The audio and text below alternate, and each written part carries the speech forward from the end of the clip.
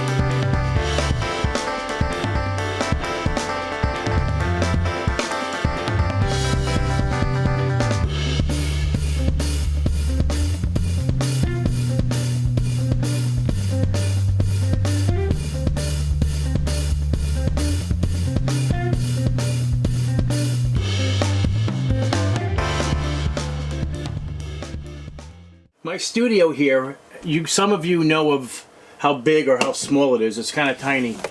And these things are massive. You can't really take, I mean, this thing is just, look at the size of this box. It is absolutely, you can't even fit in the frame. I have to back up. Look at this. It's not even the whole frame.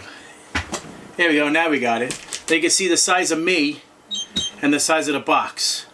It's tremendous. So when we open it up, this box is on the top. Really nice looking stand. Check that out. Hopefully you guys are going to get a good glimpse of what this is, hopefully. So here is the stand, and it's adjustable, height adjustable. This slides up and down. Alright, let's do this carefully. Wow, it doesn't weigh anything. It's super light. Wow, look at this thing. This thing is absolutely gorgeous. Look at the back of that. Now, just so you guys are aware, that ring is an LED. And you can have it change colors during your gameplay. So if you are playing a game and you're getting shot at or whatever, you can have it like red when you're getting hit. So it's pretty cool. Let's see the bottom of this. Bunch of switches. We'll have to take a look at that close up visually with my eyes. The top of it. That's the look of it. So this box comes with all the cables. So when I say all the cables, it comes with the USB 3.0 cable. Okay? So this is there's a hub in the back, so you can plug in your mouse and keyboard to this and plug this directly into a single port USB, so you free up one USB port on the back of your computer. Comes with a display-port cable. Comes with an HDMI cable. And it comes with a power brick, which is, let's see how powerful this bad boy is. 19 volts at 7.37 amps. What you do is screw these things down. The base is secure. Let me put it like this. I'm laying it down flat, and I'm just going to stick it in like this and snap it in place. There we go.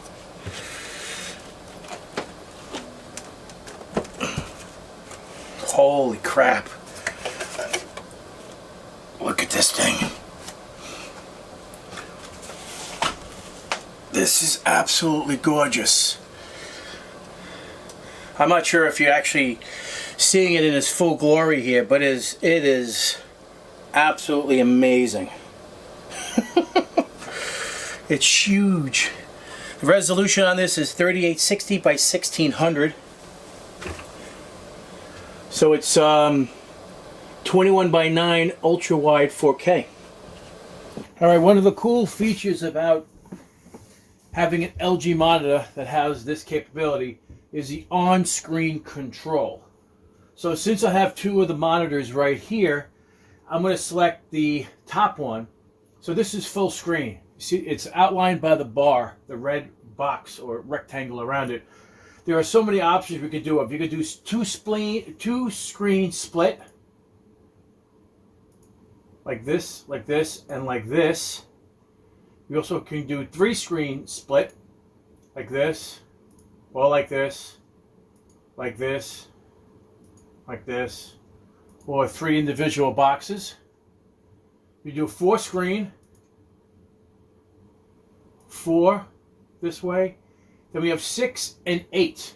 6 and 8. So that means you can have literally, when selected in 8-screen mode, we can open up and it automatically, as soon as you drag it, it relights up, and whatever green box is highlighted is where it would snap to. And that is a cool thing, especially when you want to do multiple things at one time. You just don't have the ability, because you don't have multiple screens. Since you have such a large screen area, now you can change it and snap to those particular.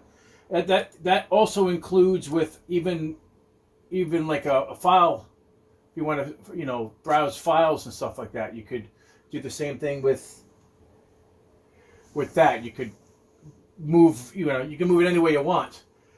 Same thing with the bottom screen. If I want to change it to the bottom screen, doing the same thing, I could do the bottom screen as well the top. I can make the bottom one 2 and the top one by selecting which monitor I want on the screen here.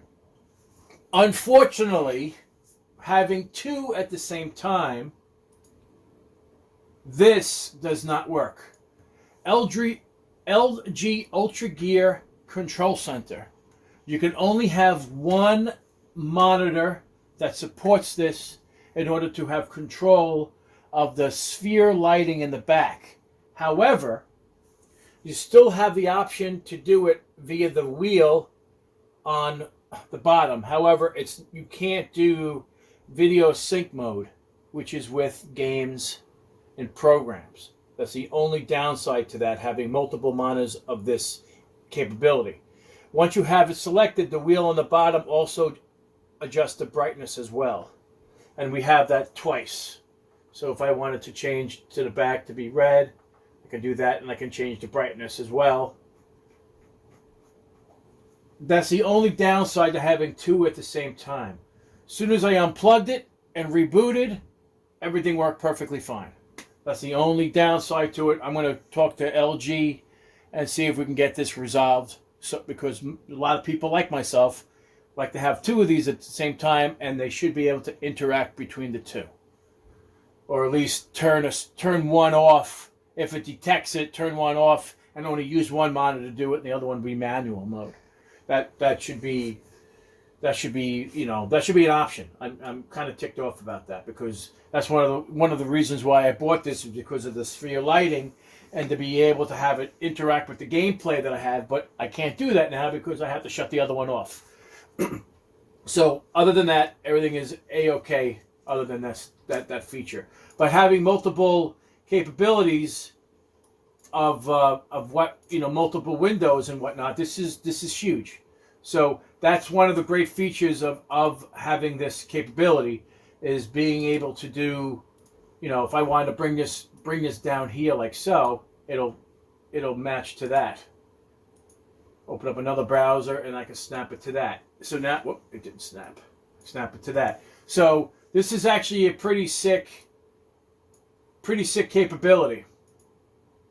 Having the ability it mimics multi-screen mode via software, and that is a big plus for these type of monitors, especially LG that has the on-screen control. It's a home run. Okay, now we're going to go over the menu system. This is pretty neat. You're going to love this. You press the button once, you have options of going to the input, game mode, which is really interesting. You can select which gamer mode you want. Gamer 1, Gamer 2, FPS, RTS, and Gamer 1. And it cycles through them. And the differences that change is black stabilizer and response time. I normally keep it on Gamer 1, which is normal. Now let's go to the other section. So if we press the button and we go to settings, the gamer mode that we're in tells you the current information. We have 144 hertz. Active sync is on, HDR is off, response time is normal, and DAS mode is on. Now we can go through what modes we want to go through. HD effect, we can turn it on.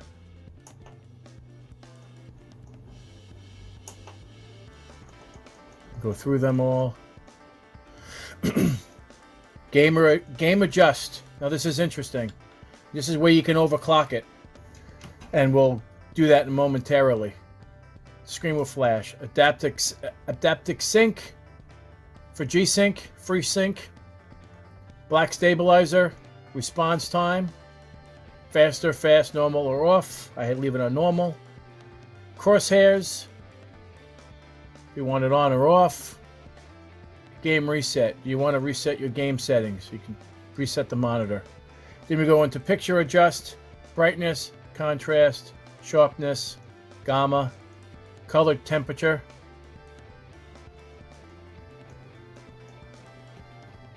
We have a custom. RGB, if you want to change the colors of each color themselves. Red, green, blue. If you want to do the 6 color, you can do that as well. A DFC, which is a dynamic, automatically adjust the brightness based on what it thinks, and picture reset. We can change the input, HDMI 1, 2, and DisplayPort. Also offers a picture-in-picture, by the way. We can change the ratio to original, full wide, just scan, auto input switch, whatever it finds, and then general. Over the ear, on ear, earbuds off for waves, max audio, language, smart energy saving, lighting options, keep lighting status, turn off. When the monitor shuts off, do you want the LEDs to be on in the background? You can have them off. You can turn off the power LED on the monitor if you want it on or off. Automatic standby, automatically puts the monitor in standby mode. DisplayPort version, we have it on the highest, latest, and greatest. Local dimming, we have it on auto. Buzzer, we have on. On-screen lock, we have off. On-screen display lock is off. Information about what the monitor is currently at. And we're at 3840 by 1600 at 144 hertz. We can reset everything. So let's go back up to game adjust. And now we're going to do overclock. Watch what happens. Screen blanks out. And now we are running at 160 frames a second in gamer mode. Only this monitor, the one up top, is not. So that's if you want to overclock it. This is, believe it or not, designed to do this. So just so you're aware, you're not beating the crap out of the monitor when you do that. So it's designed to do 160 hertz, but we're going to keep it at 144. So guys, I hope you guys are enjoying the videos thus far. I hope you guys like the review of these monitors. These things kick some major ass. I'm giving the JoeteckTips Instant Awesome rating. They are pricey. However, I will have a link in the description below if you are interested. It's not a normal purchase for most people, but they are extremely worth it because of the 144 hertz gameplay and the ultra wide, and the ability for the timeline is incredible. And I'm actually editing this video that's going live right now. I just had to do the ending, which is this. So guys, if you like this video, please give me a thumbs up. And if you're not a subscriber, please subscribe. Take care, and we'll see you next time. Don't hog the nog. Later.